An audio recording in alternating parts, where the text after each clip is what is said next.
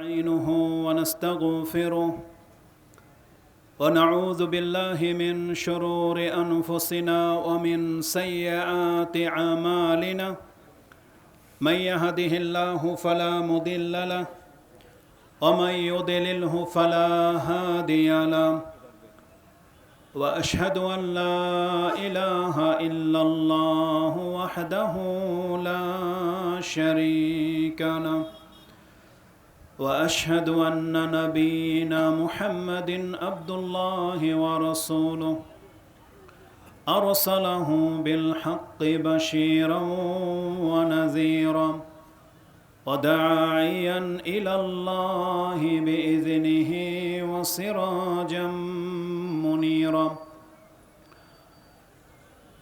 فقد قال الله تعالى في كلامه المجيد بعد أعوذ بالله من الشيطان الرجيم يا أيها الذين آمنوا اتقوا الله حق تقاته ولا تموتن إلا وأنتم مسلمون أما بعد فإن أصدق الحديث كلام الله وخير الهدي هدي محمد صلى الله عليه وسلم وشر الأمور محدثاتها وكل محدثة بدعة وكل بدعة ضلالة وكل ضلالة في النار فقد قال الله تعالى في كلامه المجيد بعد أعوذ بالله من الشيطان الرجيم واتقوا فتنة لا تصيبن الذين ظلموا منكم خاصة واعلموا أن الله شديد العقاب وعن رسول الله صلى الله عليه وسلم قال لم يبق من الدنيا إلا بلاء وفتنة رواه الترمذي وقال هذا حديث حسن صحيح وعن ابن عمر رضي الله تعالى عنهما عن النبي صلى الله عليه وسلم قال مفاتيح الغيب خمس لا يعلمها إلا الله ولا يعلم متى تقوم الساعة إلا الله أخرجه البخاري في كتاب التوحيد প্রশংসা মাত্র আল্লাহ সুবহানাহু ওয়া তাআলার, যিনি বিশ্বজগতের একমাত্র মালিক, যিনি আমাদেরকে সৃষ্টি করেছেন, আমাদেরকে মুসলিম করেছেন, তার পক্ষ থেকে আমাদেরকে রিজিক দিয়ে থাকেন, তিনি আমাদেরকে সুস্থ রেখেছেন, তার দ্বীনের উপরে প্রতিষ্ঠিত রেখেছেন, তার পক্ষ থেকে হেদায়েতের লক্ষ্যে একটি কিতাব নাজিল করেছেন, সেই কিতাবটি বোঝার জন্য একজন রাসূলও প্রেরণ করেছেন, যার মাধ্যমে তিনি আমাদেরকে সঠিক পথ দেখিয়েছেন, আমাদের ইবাদতগুলোকে তিনি আমাদের জন্য সহজ করেছেন, যার মাধ্যমে তিনি আমাদের জান্নাতের পথকে সুগম করেছেন। যে আল্লাহ আমাদেরকে ভালোবাসেন, আমাদেরকে হিদায়াত করেছেন, আমাদের কল্যাণের জন্য কোরআন নাজিল করেছেন, আমরা তার প্রশংসা করি, আমরা বলি আলহামদুলিল্লাহ। সালাতু ওয়াস সালাম প্রিয় নবী মুহাম্মদুর রাসূলুল্লাহ সাল্লাল্লাহু আলাইহি ওয়াসাল্লামের প্রতি, যার মাধ্যমে আমরা এই দিন পেয়েছি, যিনি আমাদের মাঝে সতর্ককারী এবং সুসংবাদদাতা রূপে প্রেরিত হয়েছিলেন। শুধু তাই নয়, বরং তাকে আমাদের উপরে রহমত স্বরূপ প্রেরণ করা হয়েছিল। তার মাধ্যমে আল্লাহ সুবহানাহু ওয়া তাআলা আমাদেরকে যত রহমত করেছেন, তার মধ্যে একটি হলো বিগত সমস্ত উম্মাহ থেকে আমাদেরকে মর্যাদাবান করেছেন এবং রাসূলুল্লাহ সাল্লাল্লাহু আলাইহি ওয়াসাল্লামের মাধ্যমে, তার সুপারিশের মাধ্যমে অসংখ্য পাপী মুসলিমকে জাহান্নাম থেকে মুক্ত করে দেওয়া হবে এবং তার মাধ্যমে আমরা জান্নাতের অর্ধেকটা জান্নাতের মালিক হব। আমরা সেই রাসূলের প্রতি সালাত এবং সালাম পাঠ করি। আমরা বলি আল্লাহুম্মা সাল্লি ওয়া সাল্লিম ওয়া বারিক আলা নবিয়িকা মুহাম্মদ।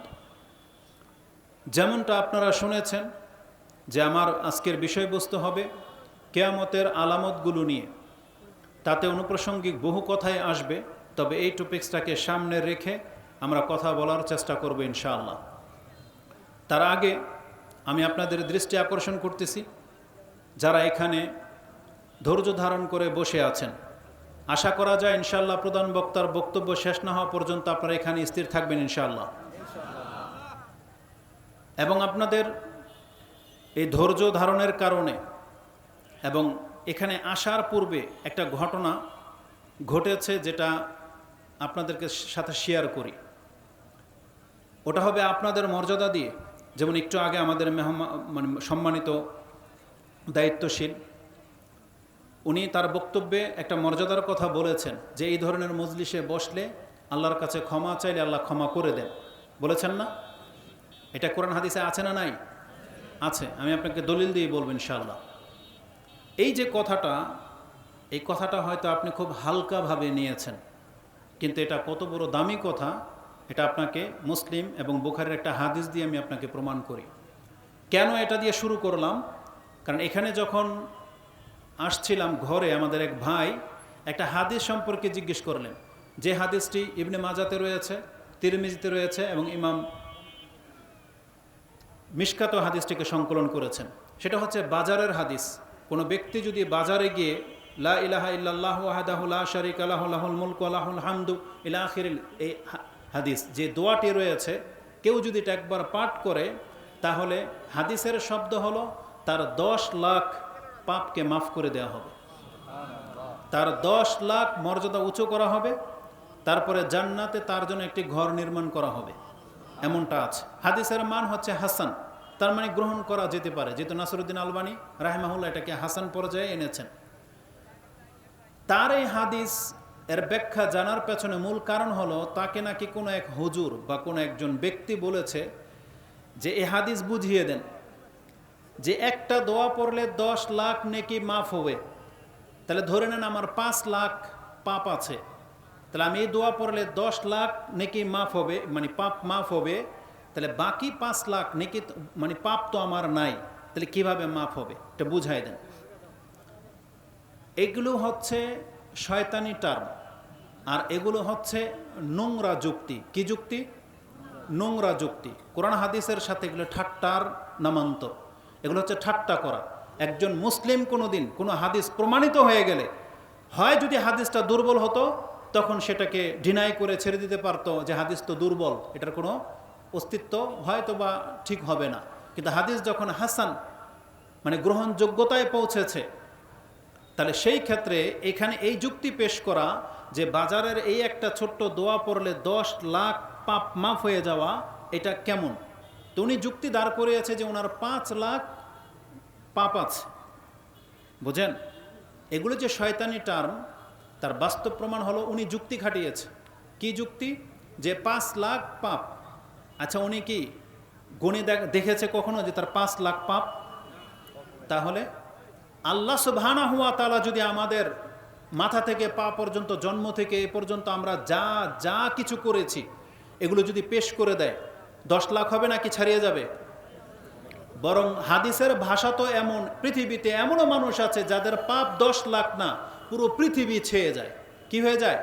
পুরো পৃথিবী ছেয়ে যায়। যেটা ইমাম তিরমিজি রাহিমাহুল্লাহ আব্দুল ইবনে মাসউদ আও আনাস রাদিয়াল্লাহু তাআলা থেকে হাদিস কোট করেছেন, যে হাদিসে কুদসি আল্লাহ সুবহানাহু ওয়া তাআলা ডেকে বলেন, ইয়া ইবনা আদম ইন্নাকা মা দাআউতানি ওয়া রাজাউতানি গাফারতু লাকা আলা মা কানা ফিক ওয়ালা উবালি।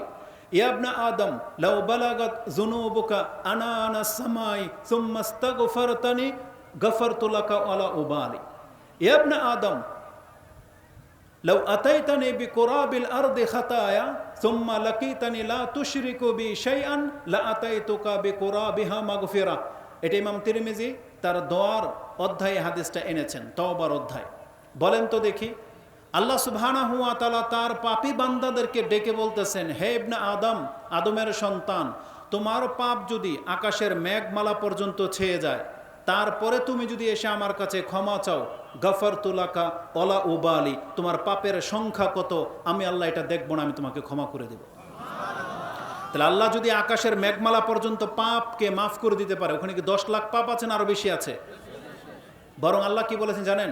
লাউ আতাইতানি বিকুরাবিল আরদি খাতায়া, তুমি যদি আমার সাথে এমন অবস্থায় সাক্ষাৎ করো যে তোমার পাপ পৃথিবী ভরে গেছে, পৃথিবীর যে গোল বলটা আছে পুরা পৃথিবী এটা ভরে গেছে, কিন্তু তুমি আমার সাথে শিরিক করো নাই।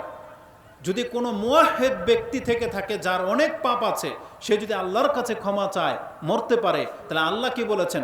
লা আতাইতুকা বিকুরাবিহা মাগফিরা, তাহলে তোমাকে ক্ষমা করার জন্য যত ক্ষমা লাগবে, পৃথিবী ভরা ক্ষমা লাগবে, আমি আল্লাহ পৃথিবী ভরা ক্ষমা নিয়ে তোমাকে ক্ষমা করে দেব। তাহলে এই ধরনের হিটলারি কথা বলা যে 10 লাখ পাপ তো আমার নাই, 10 লাখ 5 লাখ আছে, তাহলে এগুলো হচ্ছে মানে খুব মন্দ কথা, খুব মন্দ। আল্লাহ সুবহানাহু ওয়া তাআলা যদি কাউকে পাই টু পাই ধরে নেয়, তিরমিজির আরেকটা হাদিস নিয়ে নেন, রাসূল সাল্লাল্লাহু আলাইহি ওয়াসাল্লাম এই কথা কি বলে নাই? কিয়ামতের মাঠে যে ওদিয়াল কিতাব, কিতাবকে খুলে দেওয়া হবে। সূরা কাহফের 18 নম্বর সূরার 49 নম্বর আয়াতের তাফসীর আপনি পড়েন, এই হাদিস পেয়ে যাবেন। রাসূল সাল্লাল্লাহু আলাইহি ওয়াসাল্লাম বলেছেন, প্রত্যেকটা ব্যক্তিকে যখন নিয়ে আসা হবে, তার আমল নামার দফতর হবে কয়টা? 9 ও 90 সিজিল্লাত, কুল্লু সিজিল্লিন মাদ্দাল বাসার। রাসূল সাল্লাম বলেছেন, একজন ব্যক্তি জন্মের পর থেকে যত রকমের কৃত্তিকালাপ করেছে সব তার আমল নামার মধ্যে লিপিবদ্ধ হয়ে গেছে। কি এমন বাদ রাখা হয়েছে? কিছুই না। সে বলবে, ইয়া ওয়াইলাতানা মা লিহাযাল কিতাবি লা ইউগাদিরু সাগীরাতান ওয়ালা কাবীরাতান ইল্লা আহসাহা। আল্লাহ বলেছেন, একটা ছোট একটা বড় কিছুকে ছাড়া হবে না। কেউ বলেছে উফ, এই উফ শব্দটা পর্যন্ত তার আমলনামার মধ্যে লেখা হবে।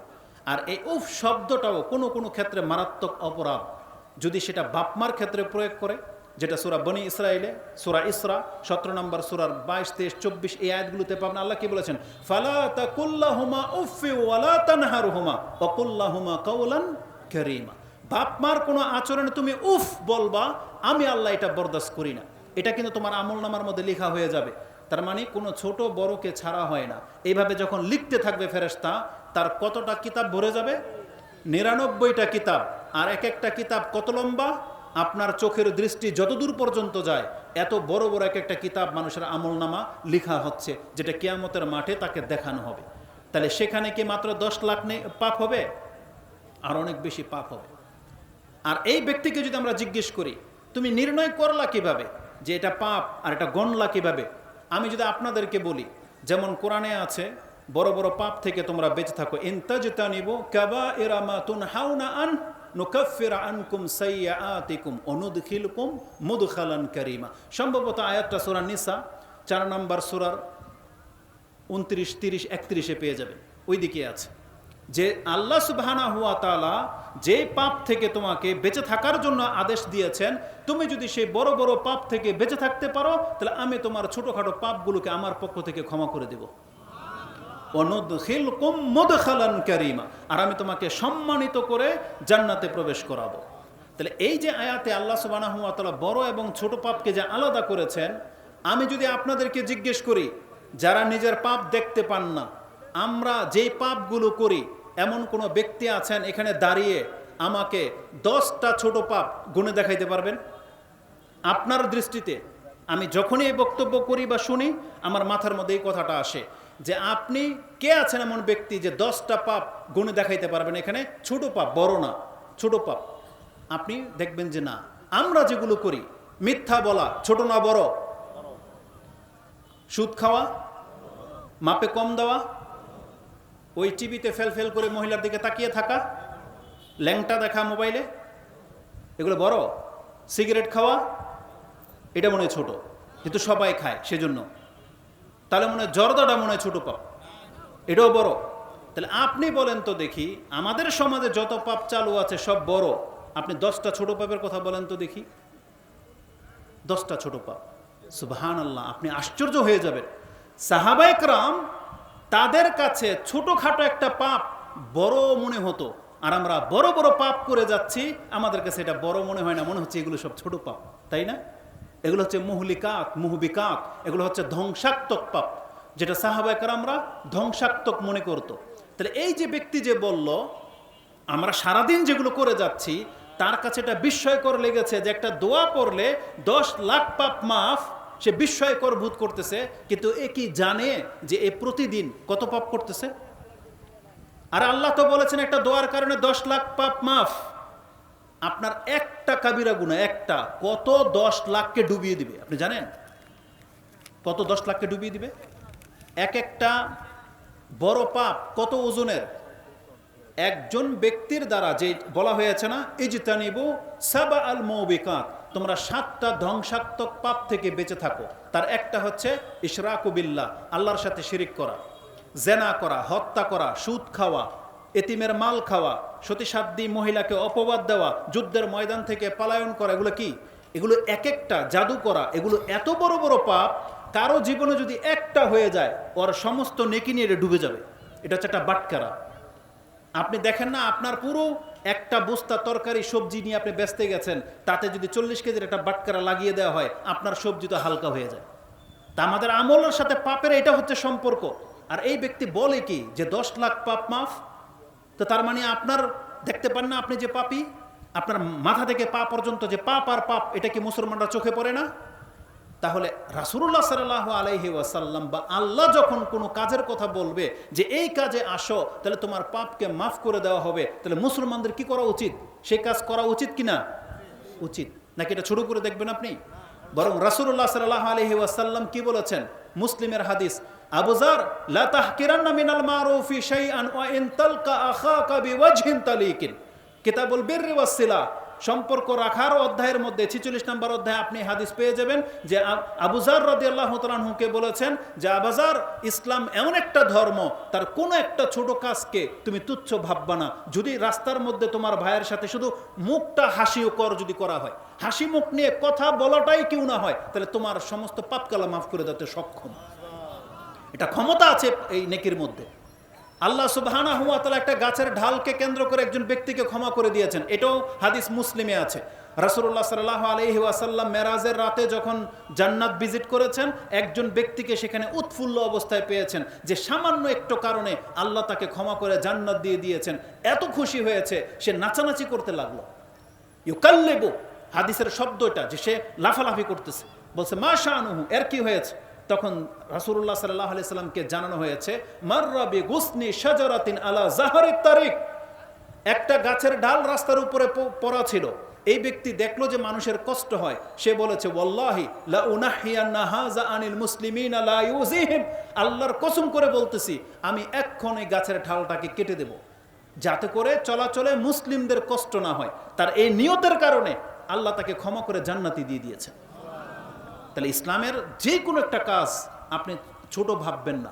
ওই হাদিসের মধ্যে কি আছে? রাসূল কি বলেছেন? ইত্তাকিন নারা ওয়ালাউ বিশিক্কি তামরাতিন, তোমরা জাহান্নামের আগুন থেকে বাঁচো যার কাছে একটা পরিমাণ খেজুর দেওয়ার মতো আছে, আর কোনো সম্পদ নাই। তা রাসূল বলেছে ফালিয়াফআল, তাহলে এই এতটুকু দান করে দাও। তার মানে বোঝা যাচ্ছে যে এতটুকু দানই আপনাকে জাহান্নাম থেকে ঠেকিয়ে দিতে পারে। ইমাম বুখারীর শব্দ হলো ফামান লাম ইয়াস্তাতি, যেই ব্যক্তি দান করার মতো এক মুঠ তার কাছে কোনো সম্পদ নাই, তার রাসূল সাল্লাল্লাহু আলাইহি ওয়াসাল্লাম বলেছেন ফালিয়াকুল খায়র আও লিয়াসমুত, তাহলে এই ব্যক্তি যেন সবসময় মুখে ভালো ভালো কথা বলে, আর ভালো কথা বলার ক্ষমতা নাই সেজন্য মুখটাকে বন্ধ করে বসে থাকে। তার মানে তার চুপ থাকার মধ্যেই নাজাত রয়েছে। তার মানে ইসলাম এমন একটা ধর্ম যে ইসলামের প্রত্যেকটা কল্যাণকর কাজ এটা হচ্ছে আমাদের জন্য কল্যাণকর, এটাকে ছোট করে দেখার কোনো অপশন নাই। আর এই যে বাজারে গিয়ে একটা দোয়া পড়ার চেয়ে আপনারা যেখানে ঘন্টার পর ঘন্টা বসে থাকবেন, এটা কি বেশি কষ্ট না? বলেন কিনা, বেশি কষ্ট কিনা? তাহলে এটার মর্যাদা তো বেশি হওয়া উচিত, বেশি হওয়া উচিত না? এই জন্যই উনি বলেছেন যে এই ধরনের মজলিসে বসলে ক্ষমা চাইলে আল্লাহ তাকে ক্ষমা করে দেন। এবার আসুন হাদিসটা, এটা লম্বা হাদিস আছে, আবু হুরায়রা থেকে বর্ণিত। ইমাম মুসলিম তার কিতাবুজ জিকিরের অধ্যায় 49 নম্বর অধ্যায়ের সম্ভবত 8 অথবা 11 নম্বর পর্বটা দেখে নেবেন। মাজালিসুজ জিকির, ফদলি মাজালিসুজ জিকির, মানে জিকিরের মজলিসে বসলে যে ফায়দা হয় সেই অধ্যায় হাদিসটাকে আনা হয়েছে। সম্ভবত হাদিসটা 6472 আপনি পেয়ে যাবেন। তাতে রাসূলুল্লাহ সাল্লাল্লাহু আলাইহি ওয়াসাল্লাম বলেছেন ইন্না লিল্লাহি মালাইকাতুন ইয়াতুফুনা ফিত তুরুকি ইয়ালতামিসুনা আহলা যিকর ইযা ওয়াজাদা কওমান ইয়াযকুরুনা আল্লাহ ইয়াযকুরুনা তানাদাউ হালুম্মা ইলা হাজাতিকুম ফাকাল রাসূল সাল্লাল্লাহু আলাইহি ওয়াসাল্লাম ফায়ুহুফুনাহুম বিআজনিহাতিহিম ইলা সামাঈদ দুনিয়া ইলা আখিরিল হাদিস।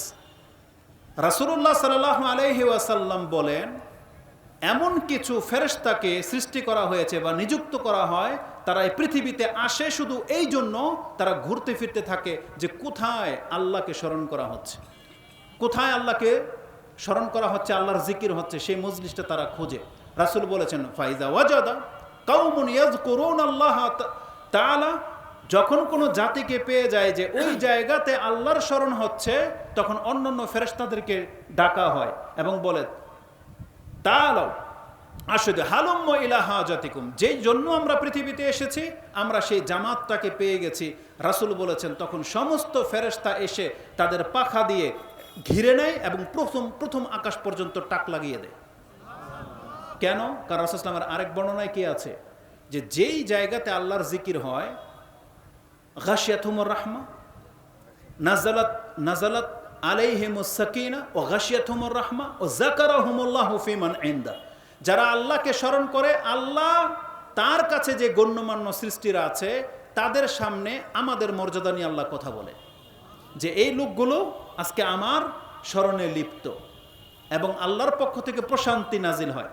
এই হাদিসের শেষে যে কথাটা আছে, আল্লাহ জিজ্ঞেস করেন ফেরেশতাদেরকে যে আমার বান্দাদেরকে কোন অবস্থায় রেখে আসলা? তখন ফেরেশতারা বলে যে তাদেরকে আমরা রেখে আসছি ইউমাজ্জিদুনাক ওয়া ইয়াহমিদুনাক ওয়া ইউসাব্বিহুনাক ওয়া ইয়াসআলুনাকাল জান্নাহ, তারা আপনার প্রশংসায় লিপ্ত, তারা আপনার তাকবীর পাঠ করে, আপনার তাসবিহ পাঠ করে, এবং তারা আপনার কাছে জান্নাত চায় এবং জাহান্নাম থেকে মুক্তি চায়। তখন আল্লাহ ফেরেশতাদেরকে জিজ্ঞেস করেন, যদিও তিনি জানেন যে তারা কি জান্নাত দেখেছে, তারা কি জাহান্নাম দেখেছে, বলছে না। বলছে যেই বান্দারা শুধু জান্নাতের কথা শুনেই সব ব্যস্ততা রেখে দিয়ে এইভাবে বসে থাকে জান্নাতের আশায়, জাহান্নাম না দেখেই যেহেতু ভয়ে তারা এইভাবে বসে থাকে, আল্লাহর স্মরণ করে, তারা তোমরা ফেরেশতারা সাক্ষী থাকো, উশহিদুকুম আন্নী কাদ গাফারতু লাহুম, তোমরা সাক্ষী থাকো আমি আল্লাহ এক্ষণ তাদেরকে ক্ষমা করে দিলাম। আল্লাহ কথা বলে নাই যে আমি ক্ষমা করে দেব, আল্লাহ বলছেন উশহিদুকুম আন্নী কাদ গাফারতু লাহুম, আমি এক্ষণ তাদেরকে ক্ষমা করে দিলাম। ওয়া আতাইতুহুম মা সাআলু, তারা আমার কাছে যা চাচ্ছে আমি আল্লাহ তাদেরকে তা দিয়ে দেওয়ার ঘোষণা করে দিলাম। ওয়া আজারতুহুম মিম্মাস্তাজারু, তারা আমার কাছে যেই জিনিস থেকে পানাহ চাচ্ছে আমি তাদেরকে সেই জিনিস থেকে আশ্রয় দিয়ে দিলাম। যখন এইভাবে বলে, আপনারা অধিকাংশ মানুষ আশ্চর্য হন নাই, দুই একজন শুধু সুবহানাল্লাহ বলছে, তার মানে আপনারা হয়তো পাপই করেন নাই, আর না হয় আপনাদের পাপ মাফ করার কোনো দরকারই নেই। দুইটার একটা, কোনটা আপনারা? আপনাদের কোনো পাপ নাই, সব মাসুম, নাকি সবাই পাপী আমরা? তাহলে আপনার পাপ যদি আল্লাহ মাফ করার ঘোষণা করে দেয়, অন্তত কৃপণতা করেন না, আল্লাহর সুবহানাল্লাহ বলতে পারেন না একবার? অথচ আল্লাহ সুবহানাহু ওয়া তাআলা তার বান্দাদের কাছ থেকে শুধু প্রশংসাটুকুই চেয়েছে নাকি না, যে আপনি আলহামদুলিল্লাহ বলবেন নেয়ামত পেয়ে, আল্লাহর প্রশংসা করবেন, আল্লাহর তাকবীর পাঠ করবেন। সাহাবা একরামদের চরিত্র থেকে কিছু শিখেন। রাসূলুল্লাহ সাল্লাল্লাহু আলাইহি ওয়াসাল্লাম তিনি সাহাবীদেরকে বলতেছেন যে তোমরা কি রাজি, খুশি যে তোমরা হবা জান্নাতের 3 ভাগের 1 ভাগ? যে জান্নাতকে যে আল্লাহ 3 ভাগ করে দেয়, সমস্ত নবীর উম্মতকে দিবে 2 ভাগ, আর তোমাদেরকে এককভাবে দিবেন 1 ভাগ। তোমরা কি খুশি? সাহাবায়ে কেরাম বলতেছেন, এটা শোনার পরে আমরা ফাকাব্বারনাহু, আমরা আল্লাহর তাকবীর পাঠ করলাম যে আল্লাহু আকবার। তার মানে নেয়ামত পেলে, সুসংবাদ পেলে যে আল্লাহর প্রশংসা করতে হয়, আল্লাহর গুণগান করতে হয়, এটা ওই হাদিস থেকে আপনি শিখে নেন। তখন রাসূলুল্লাহ সাল্লাল্লাহু আলাইহি সাল্লাম বলছেন যে ওয়ারজু আন তাকুনা শাতরা আহলিল জান্নাহ আও নিসফ মিন আহলিল জান্নাহ, আমি আল্লাহর কাছে আশা করি সমস্ত নবীর উম্মতকে মিলে আল্লাহ অর্ধেকটা জান্নাত দেবে, আর আল্লাহ বাকি অর্ধেকটা জান্নাত এককভাবে শুধু আমার উম্মতকেই দিবেন। তাহলে আল্লাহ সুবহানাহু ওয়া তাআলার প্রশংসা করতে শিখেন, এটাতে আপনার বরকত হবে। এমন না যে আপনার কোনো ঘাটতি হবে, বরং হাদিসে ইমাম মুসলিম রাহিমাহুল্লাহ তার তাহারাতের প্রথম হাদিস 422 নম্বর সম্ভবত তাহারাতের প্রথম হাদিস, তাতে রাসূলুল্লাহ সাল্লাল্লাহু আলাইহি সাল্লাম বলেছেন আত-তুহুরু শাতরুল ঈমান ওয়ালহামদুলিল্লাহি তামলাউল মিজান ওয়া সুবহানাল্লাহি ওয়ালহামদুলিল্লাহি তামলাআন আও তামলাআ মা বাইনাস সামাওয়াতি ওয়াল আরদ। রাসূলুল্লাহ সাল্লাল্লাহু আলাইহি সাল্লাম বলেছেন পবিত্রতা হচ্ছে ঈমানের অংশ। বা অর্ধেকটা ঈমান হচ্ছে পবিত্রতা। তারপরে বলেছেন একবার আলহামদুলিল্লাহ পাঠ করলে নেকি দিয়ে মিজানের পাল্লা ভরে যায়। আর যদি কেউ বলে সুবহানাল্লাহি ওয়াল হামদুলিল্লাহি তামলাআনে, দুইটা মিজানের পাল্লা ভরে যাবে। অথবা বলেছেন 7 জমিন 7 আকাশের মাঝে যত গ্যাপ আছে একবার বললে নেকি দিয়ে সেই পাল্লা ভরে যায়। তাহলে আল্লাহ সুবহানাহু ওয়া তাআলা আমাদেরকে দিতে প্রস্তুত, কিন্তু আমরা বান্দারা নিতে প্রস্তুত না। আমাদের মনে হচ্ছে যে প্রয়োজন নাই, বনী ইসরায়েলের জাতির হয়ে গেছি আমরা। আল্লাহ যদি কোনো অনুগ্রহ করতে চায় আমরা মুখ ফিরিয়ে নিই। অথচ আল্লাহর বান্দাদের গুণ হলো আল্লাহ যদি তাকে অনুগ্রহ করে সেটাকে লুফে নেবে। আইয়ুব আলাইহিস সালাম থেকে শিক্ষা নিয়ে নেন। তাকে আল্লাহ বাদশা করেছিল, কিন্তু আল্লাহ তাকে পরীক্ষা করার জন্যে স্বর্ণের পঙ্গপাল, ফরিংটা ছিল স্বর্ণের, মানে পরে নিচে পড়লে এটা মরে যাবে, মানে স্বর্ণ স্থির হয়ে থাকবে, উঠতে পারবে না। এটা দেখে তিনি গোসল করা রেখে তার কাপড়ের মধ্যে এই স্বর্ণের পঙ্গপাল কুড়াচ্ছে।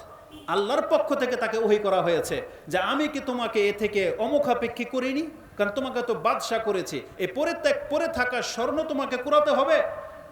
তিনি পাশ করতে পেরেছিলেন, তিনি ধোঁকা খেয়ে যান নাই। তিনি বলেছেন আল্লাহ যখন আপনি আমার উপরে অনুগ্রহ করতে চাচ্ছেন, আমি আপনার অনুগ্রহ থেকে কিভাবে মুখ ফিরাই। বোঝেন কিছু? তার মানে আল্লাহ যদি কাউকে কিছু দিতে চান আপনি সেটাকে নিতে হবে, সাদরে নিতে হবে। কিন্তু আল্লাহ সুবহানাহু ওয়া তাআলা আমাদেরকে ক্ষমার ঘোষণা দিচ্ছেন, আমাদেরকে জান্নাতের সুসংবাদ দিচ্ছেন, কিন্তু আমাদের জবান দিয়ে একবার আল্লাহর পবিত্রতা প্রশংসায় বেরোয় না। আমরা এতটা নিচে নেমে গেছি, না, এটা হওয়া উচিত নয়। এই জন্য যখনই কোনো নেয়ামতের কথা, আপনার ফায়দার কথা শুনবেন, অবশ্যই আপনি আল্লাহর পবিত্রতা ঘোষণা করবেন।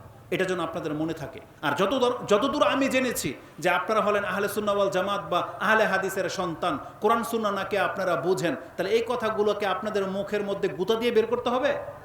তাহলে কান শোনার সাথে সাথে আপনার জবান দিয়ে বের হয় না কেন? অভ্যাস কেন নাই? আচ্ছা, একটা টেস্ট হয়ে যাক। আপনার বলে আহলে হাদিসের সন্তান, আপনি হোঁচট খাইলেন অথবা হাতে থেকে কোনো একটা পড়ে গেল, আপনার বাচ্চাটা দেখলেন ধপাস করে পড়ে গেল, আপনার মুখ দিয়ে কি বেরোয়?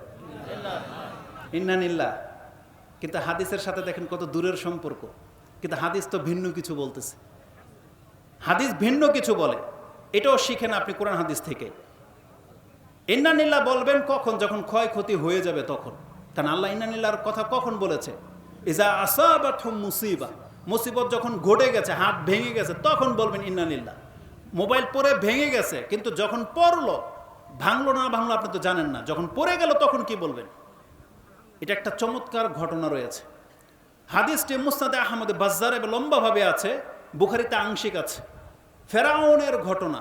ফেরাউনের সন্তানদের বা 2 মেয়ের যে চিরুনি করতো যে মহিলা, সে একসময় চিরুনি করতে গিয়ে তার হাতে থেকে চিরুনি পড়ে গিয়েছিল এবং সেই মহিলা বলেছিল বিসমিল্লাহ। হাতে থেকে কিছু পড়ে গেলে যে বিসমিল্লাহ বলতে হয়, আপনি সেখান থেকে নিয়ে নেন। সে বিসমিল্লাহ বলেছিল।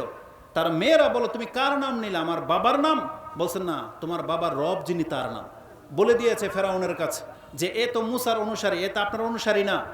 এই একটা কথার কারণে ধরা পড়ে গেছে এবং তাকে কি করা হয়েছে?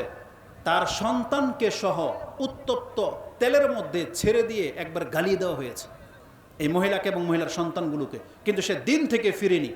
তার রেজাল্ট কি? রাসূলুল্লাহ সাল্লাল্লাহু আলাইহি ওয়াসাল্লাম জান্নাতের একটা ঘ্রাণ তার নাকে আসছে এবং বলছে এটা কিসের ঘ্রাণ?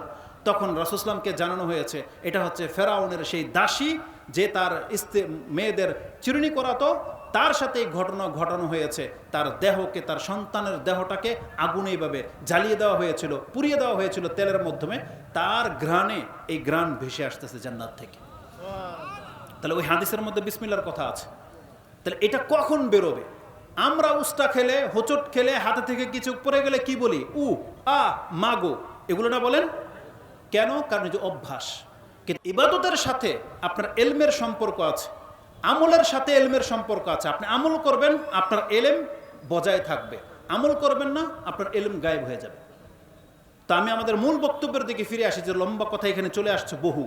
তো রাসূলুল্লাহ সাল্লাল্লাহু আলাইহি ওয়াসাল্লাম থেকে ইমাম মুসলিম যে হাদিসটা কোট করেছেন, আপনারা আশ্চর্য হন নাই যে এই মজলিসে বসলে আল্লাহ যে ক্ষমা করে দিবেন? আপনাদের কাছে আশ্চর্য মনে হয় নাই। কিন্তু একজন ফেরেশতা, কালাল মালাক মিনাল মালাইকা রব্বি ফীহিম ফুলানুন আবদুন খাত্তাউন ইন্নামা মাররা ফাজালাসা মাহুম। আল্লাহ, আপনি সবাইকে ক্ষমা করে দিলেন, এর মধ্যে তো এমন একজন ব্যক্তি আছে যে চরম পাপী, অনেক পাপ করেছে, সেই মজলিসে শুরু থেকে এসে বসে থাকে নাই, অনেক মানুষকে দেখেছে এদিক দিয়ে যাচ্ছিল, আচ্ছা দেখি কি হচ্ছে কি বলে, এই বলে সে বসে গেছে, কিন্তু চরম পাপী, তাকেও আপনি ক্ষমা করে দিবেন? আপনি কি মনে করেন আল্লাহ যখন ঘোষণা করেছিল, আল্লাহ কি ওই ব্যক্তিকে চিনে কি চিনে না? তাহলে ফেরেশতা যে রিপিট করলো আল্লাহর কাছে, তার মানে আল্লাহ ভুলে যায়নি যে আল্লাহ কাকে ক্ষমা করে দিয়েছেন, আল্লাহ জেনে শুনে ক্ষমা করে দিয়েছেন। ফেরেশতার এই জবাবে আল্লাহ কি বলেন জানেন? কোন পাপী যদি এই ধরনের মজলিসে বসে যায়, তার বসে যাওয়ার কারণে তাকে আল্লাহ ক্ষমা করে না, বরং এটা এমন একটা মজলিস চলতেছে, এই মজলিসে যারা নিয়মিত বসে তারা এমন মর্যাদার লোক, এদের সাথে যে কোনো পাপী যদি এসে বসে যায়, এই জামাতের সাথে তাকেও ক্ষমা করে দেওয়া হয়। আল্লাহ কথাটাকে এই ভাষায় বলেছেন হুম জুলাসাউ, এই যে যাদেরকে দেখতে পাচ্ছ এটা এমন একটা মজলিস, তারা এমন লোক যারা বসে আছে, লা ইয়াশকা বিহিম জালিসুহুম, এদের সাথে যে কেউ এসে বসে যাবে আমি কাউকে মাহরুম করব না। আল্লাহ সান তাকে হতভাগা বানাবো না, তার মানে সব সময় সৎ ব্যক্তিদের সাথে থাকার চেষ্টা করবেন, যেটা আল্লাহ স্বয়ং আমাদের রাসূলকে আদেশ করেছেন। ওয়াসবির নাফসাকা মাআল্লাযিনা ইয়াদউনা রাব্বাহুম বিল গাদাতি ওয়াল আশি ইউরিদুনা ওয়াজহা, যেটা আপনি সূরা কাহফ 18 নম্বর সূরার 28-29 নম্বর আয়াতে পেয়ে যাবেন। আল্লাহ রাসূলকে বলেছেন তুমি তোমাকে তাদের সাথে স্থির করে রাখো যারা সকাল সন্ধ্যায় তার রবকে ডাকে আল্লাহকে সন্তুষ্ট করার জন্য। আর আমরা সব সময় দামি দামি জায়গায় পয়সাওয়ালাদের নেতাদের পাশে গিয়ে বসতে স্বাচ্ছন্দ্য বোধ করি, কিন্তু আল্লাহ আমাদেরকে শিখিয়েছেন না, তোমরা আল্লাহওয়ালাদের সাথে সব সময় থাকবে, কোন মা আস-সাদিকিন, তোমরা সত্যবাদীদের সাথে থাকো। তাহলে কি হবে, রেজাল্ট কি জানেন? ওই সত্যবাদীদের কারণে আপনাকেও ক্ষমা করে দেওয়া হবে, যেটা এই হাদিস প্রমাণ করে। এটা যদি গাড়ের মজলিস হতো, পাপীদের সাথে থাকার কারণে আপনার পাপ হতো, যেহেতু এটা একটা কোরআন সুন্নাহর প্রচারের মজলিস, জিকিরের মজলিস, এই জন্য এখানে আসলে তাদের মতো আপনিও নেকি পাবেন, আপনার পাপও মাফ করে দেওয়া হবে। এই জন্য আশা করি যখনই ধরনের মজলিস হবে এটাতে গুরুত্বের সাথে নেয়ার চেষ্টা করবেন। আল্লাহ আমাদেরকে তৌফিক দান করুন, আমিন। এবার আসুন আমি আমার মূল বক্তব্যের দিকে ফিরে আসি। যেটা বলা হয়েছে কিয়ামতের আলামত নিয়ে কিছু কথা বলতে, এটা একটা লম্বা আলোচনা। বিগত 2 মাস ধরে আমার প্রায় 14টা খুতবা পার হয়ে গেছে শুধু কিয়ামত সংক্রান্ত বক্তব্য দিয়ে। তাতে আমি কি পেয়েছি তার মধ্যে একটা হলো, আপনারা সবাই সেটা জানেন, সেটা হচ্ছে কিয়ামত চিরসত্য, কিয়ামত হবেই হবে, নাকি না? এই কিয়ামত 2 অর্থে ব্যবহার করা হয়েছে কোরআনে। ইয়াউমুল কিয়ামা, এক, পৃথিবী ধ্বংস হয়ে যাওয়ার দিনটাকেও ইয়াউমুল কিয়ামা বলা হয়, এবং মরার পরে যে আবার হাসর হবে সেই দিনটাকেও ইয়াউমুল কিয়ামা বলা হয়েছে। এটা এমন একটা বিস্ময়কর দিন, যেই দিন পৃথিবী ধ্বংস হয়ে যাবে। আল্লাহর যতগুলো নিদর্শন রয়েছে তার মধ্যে এটি একটি অন্যতম, অনেক বড় একটা নিদর্শন, যে আল্লাহ সুবহানাহু ওয়া তাআলা এই পৃথিবীর সম্পদ সহ পুরো পৃথিবীটাকে আল্লাহ পাউডার করে দিবেন, একবার ধূলিসাৎ করে দিবেন। আল্লাহ বুঝাতে চেয়েছেন এই পৃথিবীর জন্য তোমরা যে যা কিছু করতেছো, আমি তোমার চোখের সামনে বান্দা এগুলো সব ধূলিসাৎ করে দেব। তোমার হাতের ঘোরা কামাই তোমার সামনে ধূলিসাৎ হয়ে যাবে, তুমি সহ, তোমার হায় আফসোস ছাড়া সেখানে আর কিছুই থাকবে না। এজন্য কেন আমাদেরকে জানানো হয়েছে? যাতে আমরা সতর্ক সাবধান হই। মানুষ যখন জানতে পারে যে নদী এই অঞ্চলটাকে ভেঙে নিয়ে চলে যাবে, আপনাদের মধ্যে এমন কোন বিচক্ষণ আছেন যেই ব্যক্তি এটা জানলেন যে নদী ভাঙতে ভাঙতে এই পর্যন্ত আসতে পারে, কিন্তু পাশের বাড়িওয়ালা এই জমিটা 1 লাখ টাকার জমিন এখন 1000 টাকায় দিতে প্রস্তুত? আপনাদের মধ্যে কে আছেন এত বুদ্ধিমান যে 1 লাখ টাকার জমিন 1000 টাকায় পাচ্ছেন আর আপনি নেবেন? আছেন কেউ এমন ব্যক্তি? কেন? ভেঙে যাবে তাই? এটা তো আপনার চোখের দেখা, নাও ভাঙতে পারে, আল্লাহ তো এটাকে ঘুরিয়ে দিতে পারে, পারে না? যারা অনেকে এইভাবেই তো জ্ঞানার হয়ে যায়, মানে লাভবান হয়ে যায়। এটা নিশ্চিত আবার অনিশ্চিত। আর যেই সংবাদ আমাদের রব দিয়েছেন, আল্লাহ দিয়েছেন, এটা কি অনিশ্চিত নাকি নিশ্চিত? কিন্তু দেখেন আমাদের অবস্থা, আমাদের ঘরবাড়িগুলো দেখেন। আপনার জীবনের সমস্ত মেহনত আপনি লাগিয়ে দিয়েছেন কোথায়? আপনার একটা বাড়ি বানানোর জন্য। সমস্ত মেহনত, আপনার বাড়ির গেটআপ দেখেন, বুঝতে পারবেন যে একজন ব্যক্তি তার বাড়ি বানানোর জন্য কত টাকা খরচ করে থাকে। কথায় প্রসঙ্গে কথা আসে, আমাদের নবী মুহাম্মদুর রাসূলুল্লাহ সাল্লাল্লাহু আলাইহি ওয়াসাল্লাম তিনি যদি আমাদের ঘর বাড়ি বা আমাদের চালচলন দেখতেন, হয়তো তার উম্মত বলে স্বীকার করতেন না, আমাদেরকে হয়তো অস্বীকারই করতেন। কেন জানেন?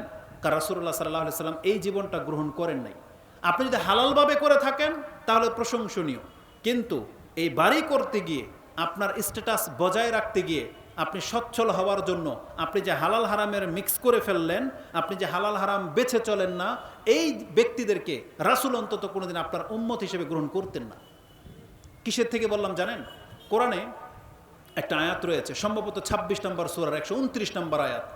আজ থেকে কয়েক হাজার বছর আগের একজন নবী তারা জাতির নমুনা দেখে তিনি এইভাবে বলেছিলেন। তিনি বলেছিলেন তাদের ঘরবাড়িগুলো দেখে, ওয়াতাত্তাখিযু মাসানিয়া লাআল্লাকুম তাখলুদুন, আমি তোমাদের ঘরবাড়িগুলো দেখে মনে হচ্ছে যে তোমরা চিরস্থায়ীভাবে বসবাস করার জন্য দুনিয়াতে আসছো। মনে হচ্ছে যে তোমরা চিরস্থায়ীভাবে দুনিয়াতেই বসবাস করার জন্য আসছো, তোমরা হয়তো মরবা না। তোমাদের এমন চিন্তা যারা করে তারাই না কোটি কোটি টাকা দিয়ে ঘরবাড়ি বানায়, মার্বেল টাইলস দিয়ে। এটা তো কারণের নিদর্শন ছিল। কারণ করেছিল এই কাজটা, যে আমার বাড়ির সামনে দিয়ে যে যাবে সে তাক লাগিয়ে তাকিয়ে থাকবে, যেটা কারণের বাড়ি। আজকে মুসলিমদের চরিত্র কিন্তু ওই রকম হয়ে গেছে।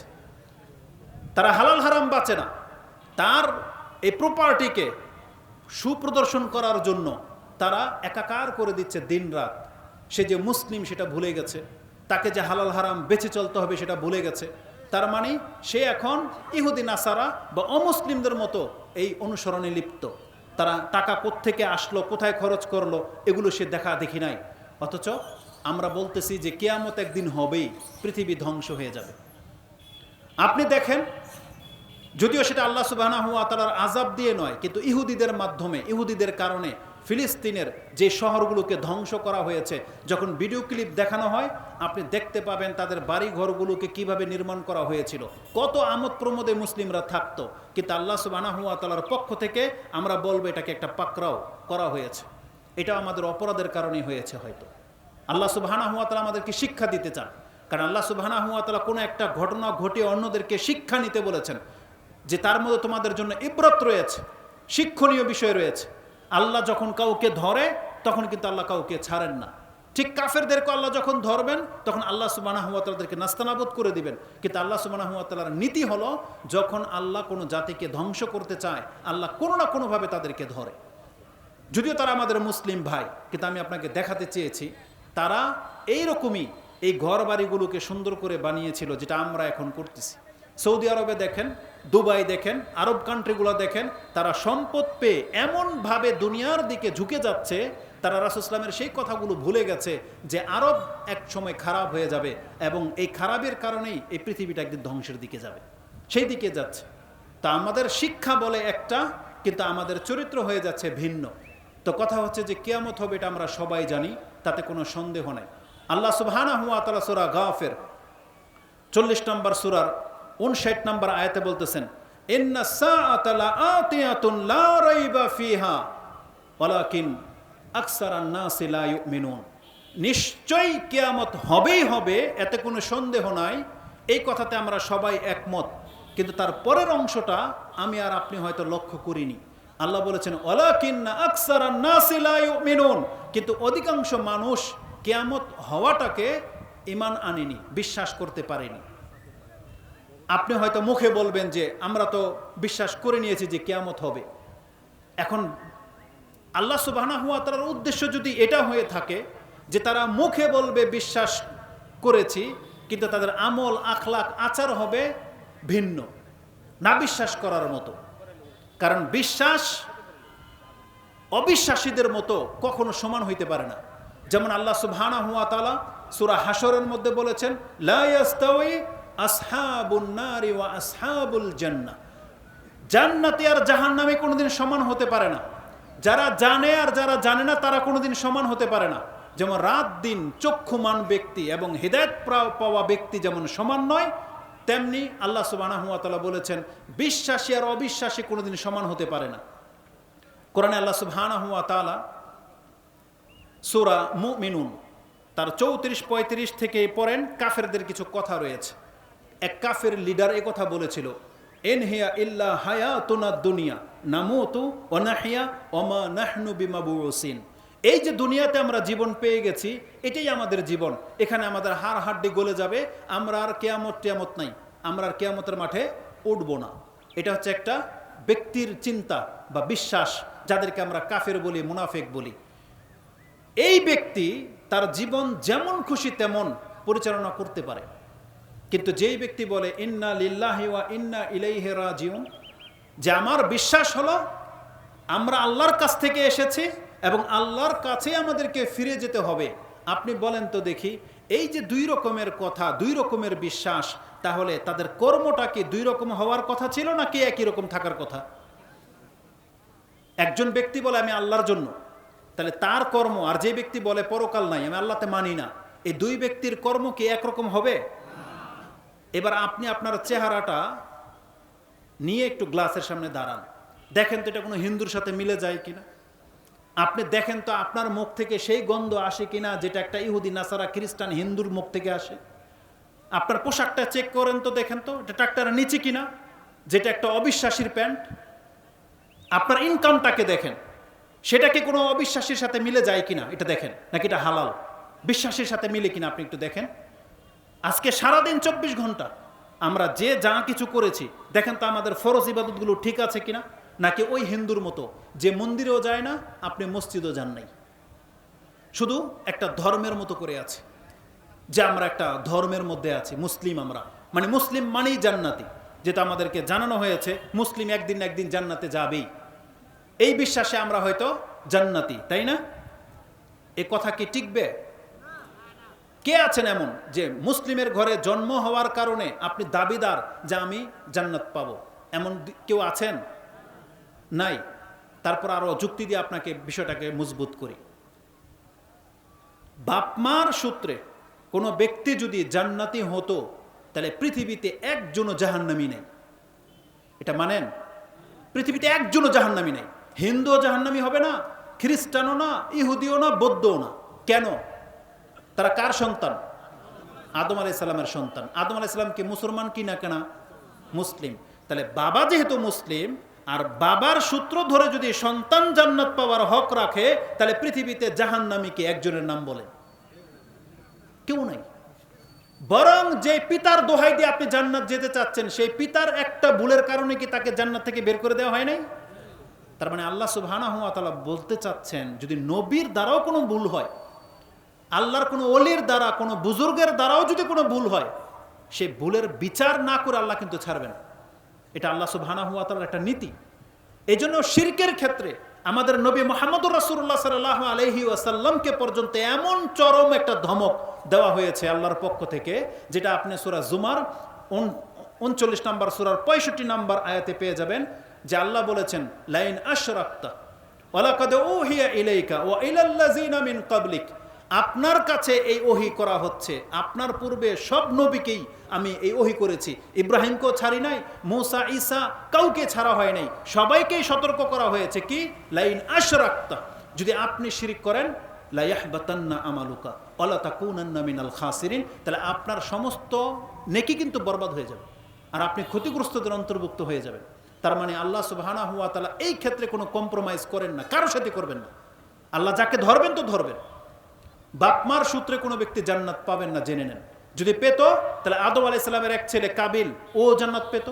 নূহ আলাইহিস সালাম প্রথম রাসূল, যিনি, তারও একটা সন্তান ঈমান আনেনি, ডুবে গেছে, সেও জান্নাত পেত। যদি বাপমার সূত্রে কেউ জান্নাতে হওয়ার হক রাখে, তাহলে আমরা হয়তো জান্নাত পেতাম।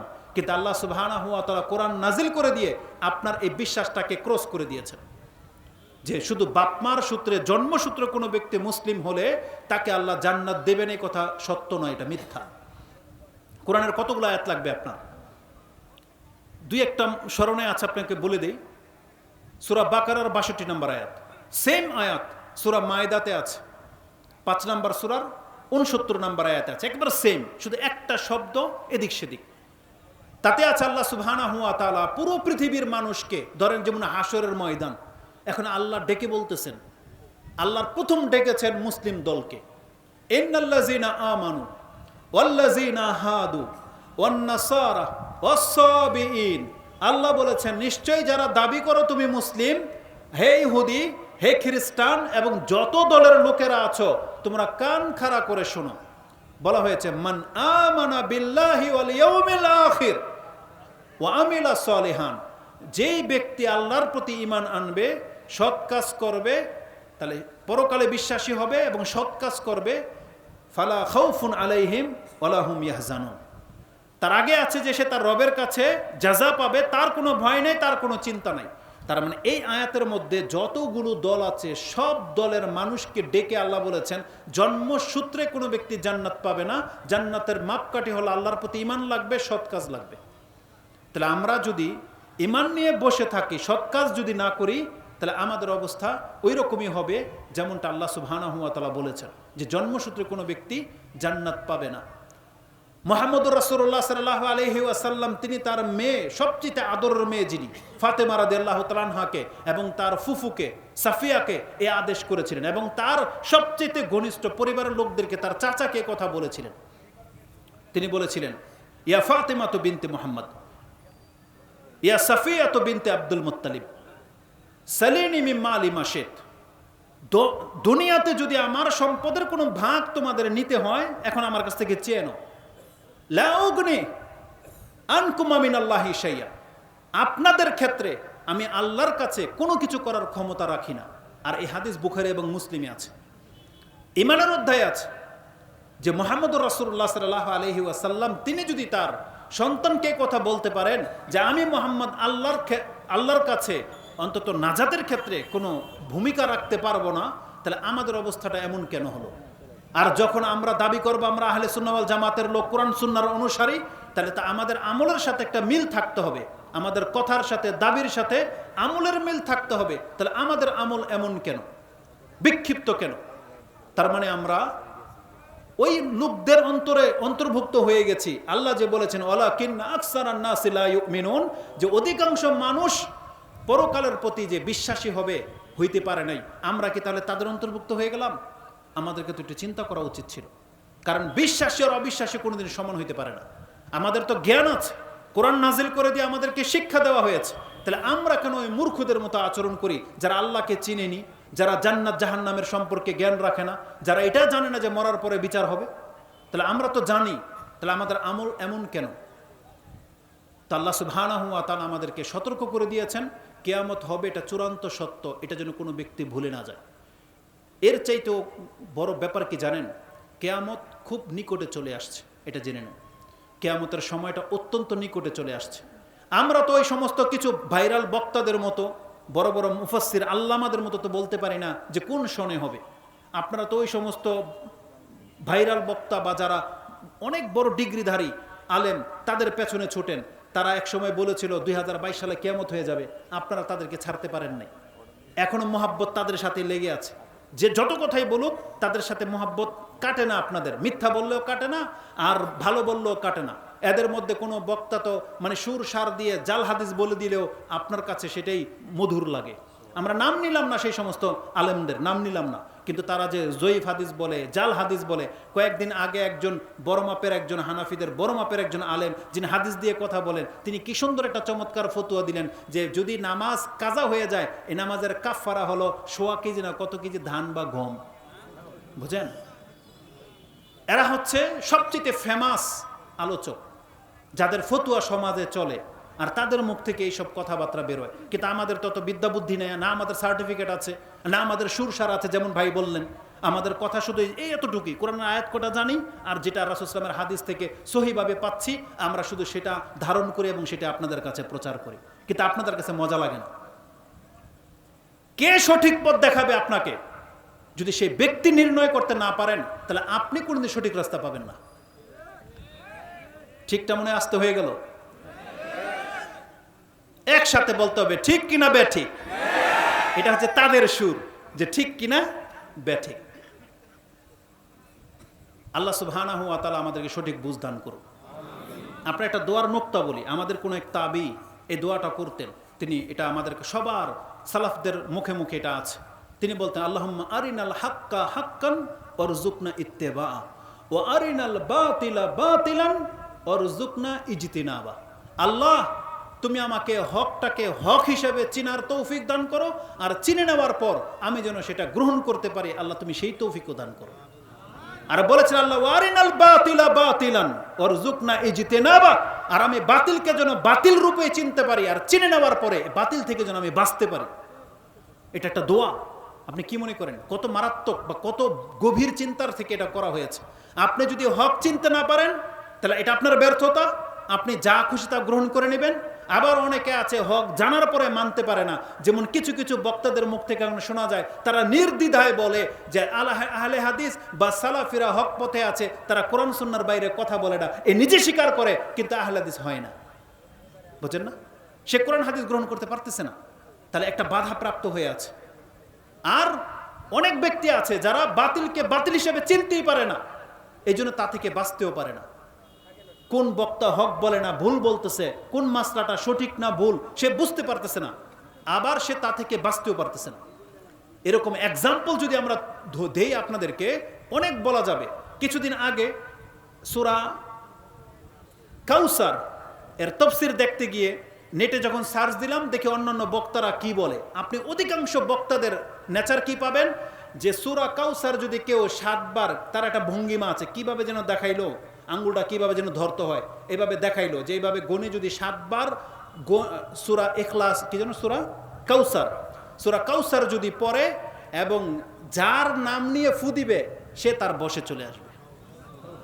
তার মানে সেটা তার ওয়াইফ হোক, তার শাশুড়ি হোক, না খালা হোক, না ফুফু হোক, তার মানে যাকে তার পছন্দ হয়, সে যদি ওই সূরা কাউসার পরে যদি ফু দেয়, তার অন্তর নাকি তার দিকে ধাবিত হয়ে যাবে।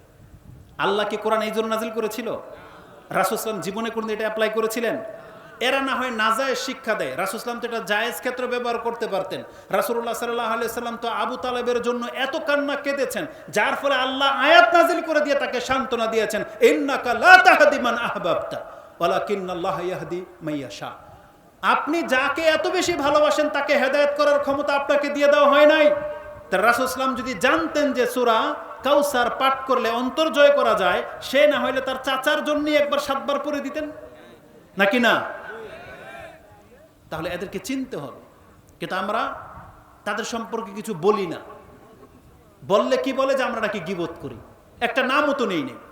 কিন্তু তারা এইভাবে অপপ্রচার চালায়, যেগুলোতে অধিকাংশ মহিলারা ঝুঁকে গেছে, যেগুলোর ক্ষেত্রে অধিকাংশ যুবকরা ঝুঁকে গেছে। তারা শুধু পয়সাওয়ালা হতে চায়। জিজ্ঞেস করে, হুজুর এমন কোনো আমল আছে নাকি যেটা করলে কোটিপতি হওয়া যাবে?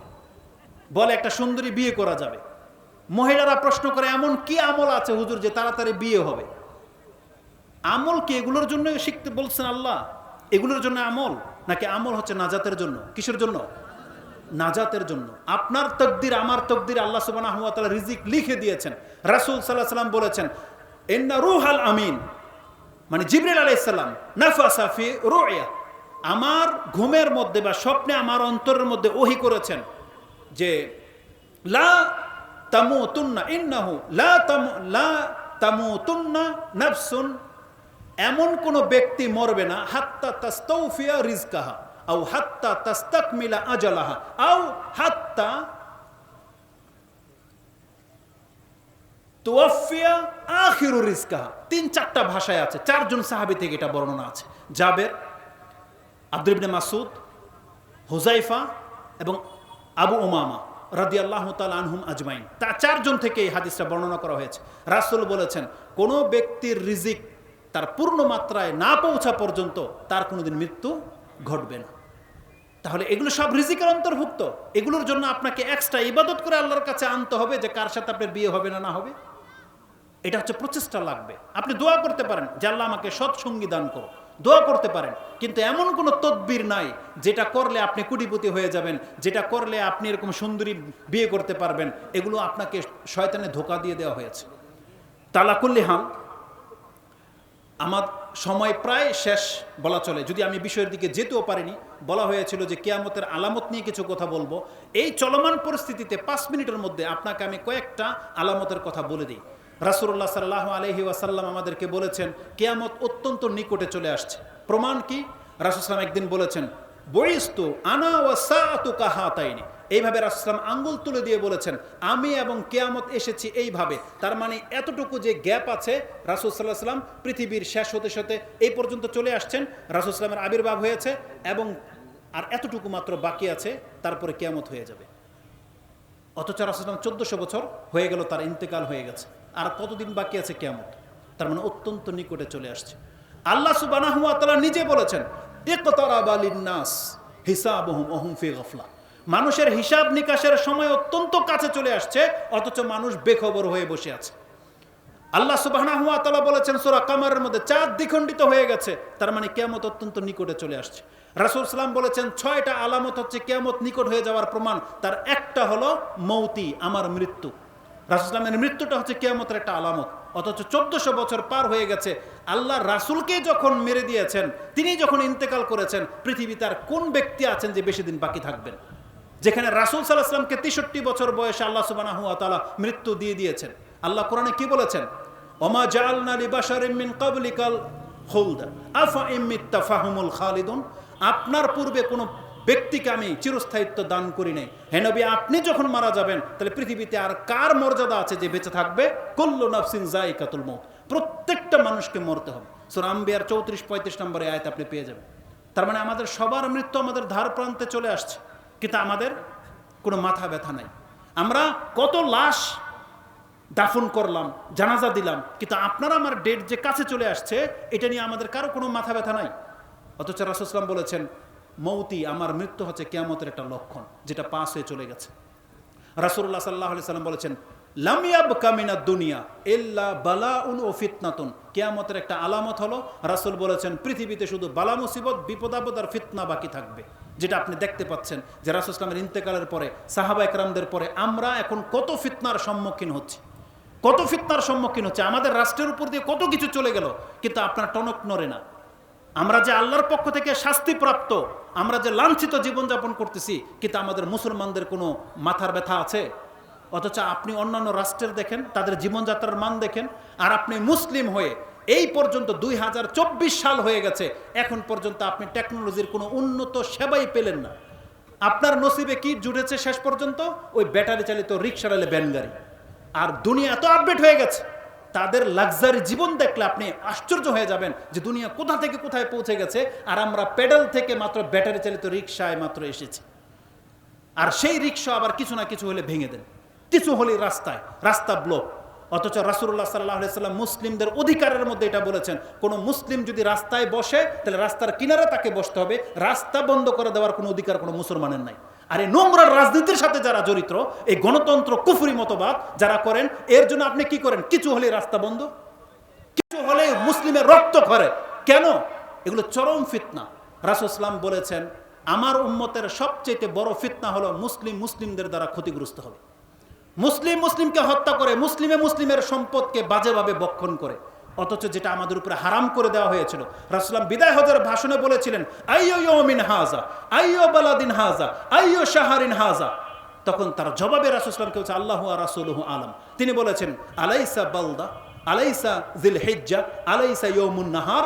বলছে বালা ইয়া রাসূলুল্লাহ, কালা ইন্না দিমাউকুম ওয়া আমওয়ালুকুম ওয়া আরাদাকুম হারামুন আলাইকুম কাহুরমাতি ইয়াউমিকুম হাযা ওয়া ফি শাহরিকুম হাযা ওয়া ফি বালাদিকুম হাযা। মক্কার নগরী যতটা সম্মানিত পবিত্র, জিলহজ মাস যতটা পবিত্র, কুরবানির দিনটা আমাদের কাছে যতটা সম্মানিত, রাসূল বলেছেন একজন মুসলিমের সম্পদ, একজন মুসলিমের রক্ত, একজন মুসলিমের ইজ্জত আরেকজন মুসলিমের উপরে ওইভাবে হারাম, ওইভাবে পবিত্র। কিন্তু আমাদের শিক্ষার সাথে আমাদের আমল আখলাকের কোনো সম্পর্ক নাই। অথচ রাসূল সাল্লাল্লাহু আলাইহি ওয়াসাল্লাম বলেছেন একজন মুসলিমের রক্ত ঝরাতে যদি পুরো পৃথিবীর মানুষ অংশ নেয়, ফেরেশতারাও যদি নেমে আসে কোনো মুসলমানকে যদি হত্যা করে, আল্লাহ এই একজন মুসলিমের বদলার কারণে সমস্ত মানুষকে জাহান্নামে নিক্ষেপ করে দেবেন। আর আপনি সামান্য একটু ক্ষমতার জন্য মুসলিমদেরকে গুলি করেন, সামান্য একটু ক্ষমতার জন্য আপনি পিটিয়ে কাউকে মেরে ফেলবেন, আপনার অন্য দলের লোককে আপনি কাফের মনে করেন আর নিজেকে আপনি মুসলমান মনে করেন। এটা হচ্ছে গণতন্ত্রের কুফরির ফল, এটা যেটা ইসলাম আমাদেরকে কোনোদিন দেয় নাই। কোনো মুসলিম কোনোদিন এই গণতন্ত্রে অংশ নিতে পারে না, এটা জেনে নেন। যদি নাজাত চান তাহলে তওবা করে ফিরে আসেন। আজকে আমাদের যুবকরা নাকি স্বৈরাচার দূর করার জন্য সংগ্রাম করেছেন, এটা আপনাদের বিপক্ষে যাবে। আমরা বলবো আপনারা কর্মটাও ঠিক করেন নাই, নিয়তটাও ঠিক না, দুইটাকে ঠিক করেন। যদি বাংলাদেশের শান্তি ফিরিয়ে আনতে চান তাহলে রাসূলুল্লাহ সাল্লাল্লাহু আলাইহি ওয়াসাল্লামের সুন্নতের দিকে ফিরে আসেন। আর আপনারা নিয়তকে ঠিক করবেন, ক্ষমতা দখল নয়, সুশীল সমাজ নয়। আপনি নিয়তটা করেন আমি যা করব আল্লাহর জন্য করব, তাহলে আপনি নেকিও পাবেন, একটা সুন্দর সমাজ ব্যবস্থাও পাবেন। এই দুইটা জিনিস লাগবে। আমরা যুবকদেরকে বলবো তোমরা ইসলামের দিকে ফিরে আসো। যুবকরা মিলে যে কি করতে পারে এটা তো দেখিয়ে দিয়েছে না? তাহলে এই যুবকরাই যদি সাহাবা একরামদের মতো ইসলামের খেদমত করে, বাংলাদেশে ইসলাম প্রতিষ্ঠিত হতে কি দেরি লাগবে? দেরি লাগবে না। তাহলে আমাদের যুবকরা কোথায়? তারা ক্রিকেট খেলা নিয়ে ব্যস্ত, তারা ফ্রি ফায়ার আর পাবজি নিয়ে ব্যস্ত, তারা একটা মোবাইলের কারণে আত্মহত্যা করে ফেলে, একটা বাইক একটা মহিলার জন্য মরে যায়। আরে যেই জীবনটা আল্লাহ বলেছেন কুল, তুমি বলে দাও আমার জীবন আমার মৃত্যু কার জন্য? আল্লাহর জন্য। তাহলে একটা বাইকের জন্য আপনি মরে যান, একটা বাইকের জন্য, একটা মহিলার জন্য, তাহলে আল্লাহর জন্য আপনি জীবন কবে দিবেন? কবে? অথচ 1400 বছর পার হয়ে চলে গেছে কোরআন আমাদের হাতে, অথচ বাংলার জমিনে আমরা নাকি 90% মুসলমান। এখন পর্যন্ত এই দেশে মূর্তি পূজা হয়, আর এই মূর্তির উদ্বোধন করে দেয় আবার মুসলিম নেতারাই। এই জাতি কিভাবে নাজাত পাবে? কিভাবে বলেন? আল্লাহর কাছে যে আপনি তো নাজাত পাবেন, এটা একটা রিজন তো লাগবে, একটা কারণ তো দর্শাইতে হবে। আল্লাহ বলবে তুমি আমার জন্য কি করেছো, একটা নিয়ে আসো, আমি তোমাকে ক্ষমা করে দেবো। কে কি প্রস্তুত করেছেন রেডি করেন, আল্লাহ ক্ষমা করতে প্রস্তুত। আল্লাহ বলছে তুমি শুধু আমাকে দেখাও তোমার নাজাতের জন্য তুমি কি করেছো। তা আমাদের যুবকরা কি বলতে পারবে যে আমরা আল্লাহর জন্য এটা করেছি?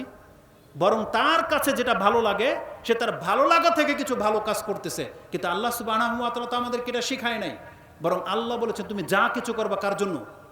আল্লাহর জন্য করতে হবে। যদি আমরা আল্লাহর জন্য করি লোক দেখানো কাজ থেমে যাবে। আল্লাহর জন্য যদি করি তাহলে প্রতিদান পাওয়া দূর হয়ে যাবে, আল্লাহর কাছ থেকে আমরা প্রাপ্য আশা করব। তাহলে আমরা একটা সুন্দর রাষ্ট্র পৃথিবীকে উপহার দিতে পারবো। কিন্তু আমাদের যুবকরা নাকে তেল দিয়ে ঘুমায় না, এটা হওয়া উচিত নয়। আপনাদেরকে কোরআন সুন্নাহর দিকে ফিরে আসতে হবে। রাসূলুল্লাহ সাল্লাল্লাহু আলাইহি ওয়াসাল্লাম বলেছেন এই কিয়ামত এর লক্ষণ হলো ফাসাদ, ফিতনা ফাসাদ ছড়িয়ে যাবে। লাম ইয়াবকা মিনাদ দুনিয়া ইল্লা বালাউন ওয়া ফিতনাতুন। রাসূল বলেছেন ফিতনা ছড়িয়ে পড়বে। একটা ফিতনা কি জানেন? মুসলিমদের জীবনের সবচেয়ে বড় ফিতনা কি? মুসলিমরা ধর্ম থেকে মুখ ফিরিয়ে নিচ্ছে, আমল করা ছেড়ে দিচ্ছে। রাসূল সাল্লাল্লাহু আলাইহি ওয়াসাল্লাম বলেছেন যে কিয়ামত ততক্ষণ পর্যন্ত হবে লা তাকুমুস সাআ হাত্তা ইয়ানকুসুল আমাল, আমল কমে যাবে। সাহাবা একরাম, রাসূলুল্লাহ সাল্লাল্লাহু আলাইহি ওয়াসাল্লাম এবং সাহাবা একরাম আমাদের সালাফরা যে আমল করত, আপনি বলতে পারবেন আমাদের মধ্যে সে আমল আছে? সে আমল নাই। বরং আমরা দেখাইতে পারি আপনাকে আমরা সুন্নত নফলের কথা বলে তো লজ্জা পাবো। আপনি তো সেই মুসলিম যে 5 ওয়াক্ত নামাজই ছেড়ে দিয়েছেন। আপনি তো সেই মুসলিম। ইনশাআল্লাহ শেখ এই বিষয় নিয়ে কথা বলবে, নামাজ নিয়ে। এই যে নামাজের দিকে আমি যেতে চাচ্ছি না। আপনি শুধু দেখান ইসলামের কোন আইনটা আপনি এককভাবে মানেন, এটা দেখান, এদের সংখ্যা কত। এজন্য আমরা বলবো এই অঞ্চলের মুসলিমদের যুবকদের উচিত আপনি ঐক্যবদ্ধ হন শুধু এই কথার উপরে ভিত্তিতে যে আমি এখন থেকে আমি আল্লাহর জন্য বেঁচে থাকবো। আপনারা কি ওয়াদা করবেন আল্লাহর সাথে? এটা ইনশাআল্লাহ যদি আপনারা এই ওয়াদা করে নিতে পারেন আল্লাহর সাথে, আল্লাহ আপনাদের মধ্যে এমন ক্ষমতা দিয়েছেন আপনারা যেভাবে চাইবেন রাষ্ট্র সেইভাবে হবে। এটা প্রমাণ হয়ে গেছে। এখন আপনাদের হাতে হচ্ছে ইসলামকে টিকানো না টিকানোর ব্যাপার। নাহলে কিয়ামতের মাঠে জবাব দিবেন আপনারা যে বাংলার ফিল্ড খালি ছিল, তুমি চাইলে সেখানে ধান ফলাইতে পারতা, গম ফলাইতে পারতা, কিন্তু তুমি সেখানে সেটা করনি, তুমি গাঁজা ফলিয়েছ আর আফিম চাষ করেছ। আপনি এটাই বলবেন আল্লাহর কাছে। অতএব আমাদেরকে উচিত ফিরে আসা, কারণ ফিতনা কিন্তু চারদিকে ছড়িয়ে পড়েছে। রাসূল বলেছেন ফিতনা হলো মুসলিমরা তার ধর্ম থেকে সরে যাবে। আর আপনি জানেন এটা কত বড় ফিতনা? রাসূলুল্লাহ সাল্লাল্লাহু আলাইহি ওয়াসাল্লাম বলতেছেন আমি হাউজে কাউসারের সামনে উপস্থিত থাকব, সেখান থেকে কিছু লোককে সরিয়ে নেওয়া হবে, আমি বলবো উম্মতি। কিন্তু রাসূল বলতেছেন আমাকে বলা হবে লা তাদরি, আপনি জানেন না, মাশাআল্লাহ কাহকারা, যাকে আপনি আপনার উম্মত বলে স্বীকার করতেছেন, আপনার মরার পরে এ তো আপনার রেখে যাওয়া ধর্ম থেকে পেছন দিকে সরে গিয়েছিল। মাশাআল্লাহ কাহকারা, কাহকারা মানে বুঝেন? মানে আপনি পেছনে থাকেন না এমন না, মানে যখন বলা হয় হাইয়া আলাস সালাহ, আসো নামাজের দিকে, তখন আপনি মসজিদের দিকে না গিয়ে ঘরের দিকে, বাজারের দিকে, খেলার দিকে। জি, এটা হচ্ছে মাশাআল্লাহ কাহকারা। আবু মুলাইকা তিনি যখনই হাদিস শুনেছেন আসমা রাদিয়াল্লাহু তাআলা আনহার কাছ থেকে তখনই বলতেছেন, আল্লাহুম্মা ইন্না নাউযু বিকা আন নারজি আলা আকাবিনা আও নুফতিনা ফি দীনিনা। আল্লাহ, আমরা তোমার কাছে আশ্রয় চাচ্ছি দিন থেকে মুখ ফিরানো থেকে এবং দিনের ফিতনায় পড়া থেকে। এটা হচ্ছে একটা মুসলিমের চরিত্র। কিন্তু আমরা অবস্থা দেখেন, আমাদেরকে হাদিস শোনানো হচ্ছে যে আমরা যদি রাসূল সাল্লাল্লাহু আলাইহি ওয়াসাল্লামের সুন্নত মোতাবেক না চলি, কিয়ামতের মাঠে রাসূলের কাছ থেকে আমাদেরকে দূরে সরিয়ে দেওয়া হবে, শুধু এই জন্য যে আমরা ধর্মের পেছন দিকে হেঁটে গিয়েছিলাম। কিন্তু তারপরে আমাদের টনক নড়ে না। কোরআন হাদিস ছাড়া নতুন করে কোনো ওহী নাজিল হবে না। আল্লাহর কোনো ফেরেশতা এসে আপনাদেরকে উপদেশ দিবে না। মানতে হলে আপনাকে এই কোরআনের এই আয়াত, এই হাদিসের উপর ভিত্তি করে মানতে হবে। অতএব আমার বক্তব্য এখানেই শেষ করে দেব, যেহেতু কথা অনেক লম্বা ছিল, যেহেতু শেখ চলে আসছে, হয়তো সময় লম্বা হয়ে গেছে। তো যতটুকু কথা বলেছি, আমি মনে করি আপনি কোরআন চর্চা করেন, রাসূল ইসলামের জীবনী নিয়ে চর্চা করেন, আপনাদের সঠিক দিক নির্দেশনা পেয়ে যাবেন ইনশাআল্লাহ। আল্লাহ আমাকে এবং আপনাদেরকে কবুল করুন। আমাদের অতীতের পাপগুলোকে আল্লাহ ক্ষমা করুন এবং আগামী দিনগুলোতে ইসলামকে প্রতিষ্ঠিত করার কাজে আপনাকে আমাকে আল্লাহ কবুল করুন এবং আমাদের হিতাহিত জ্ঞানকে আল্লাহ জাগাক। আমরা যেন ওই ইহুদি নাসারাদের গোলামি ছেড়ে দিয়ে মুসলিম হওয়ার চেষ্টা করি। আল্লাহ, তুমি আমাদেরকে কবুল করো। আমিন ইয়া রাব্বাল আলামিন। সুবহানাকা আল্লাহুম্মা রাব্বানা বিহামদিকা আশহাদু আল্লা ইলাহা ইল্লা আনতা আস্তাগফিরুকা ওয়া আতুবু ইলাইক। আসসালামু আলাইকুম ওয়া রাহমাতুল্লাহি ওয়া বারাকাতুহু। আসসালামু আলাইকুম ওয়া রাহমাতুল্লাহ। আলহামদুলিল্লাহ, শেখের কাছ থেকে খুব গুরুত্বপূর্ণ কথা আমরা শুনছিলাম। ইহকালীন কল্যাণ, পরকালীন মুক্তি, জান্নাত প্রাপ্তির জন্য তার এই বক্তব্যগুলো আজকে